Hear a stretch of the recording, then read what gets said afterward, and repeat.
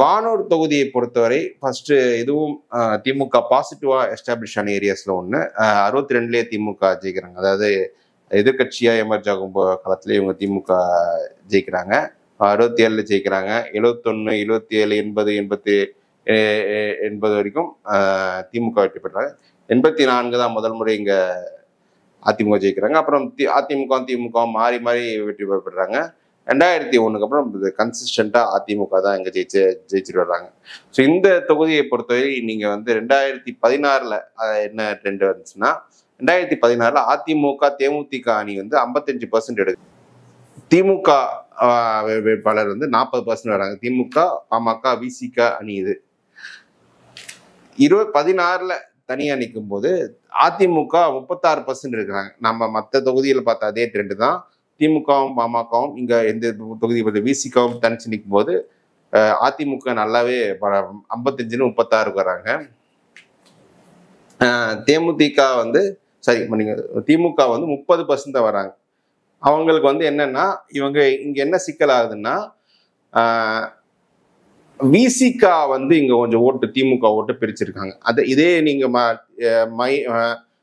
ஜெஞ்சி மயிலம் திண்டி வரது திமுக அதிமுக பலவீனப்படுத்தி கொஞ்சம் ஏறுறாங்க.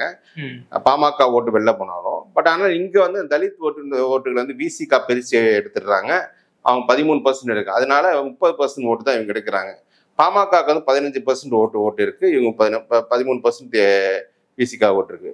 அப்புறம் பாமகவும் அதிமுகவும் சேரும்போது என்ன ஆகுதுன்னா, ஓரளவுக்கு கெமிஸ்ட்ரி வந்து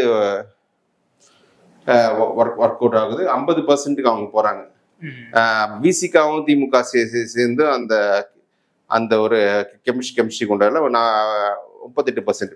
இது ஏன்னா அந்த பாமக இங்க வந்து 36-15 சேர்ந்து மற்ற கம்ஃபர்டபுளா 50% போறது என்னோட மெயின் ரீசன் வந்து அந்த பானை சின்னத்துக்கு எதிராக வந்து பானையெல்லாம் உதயசூரியன் தான் கொஞ்சம் அவங்க வந்து ஒரு ஃபைட்டு கொடுத்துருக்கலாம். ஆனா இவங்க வந்து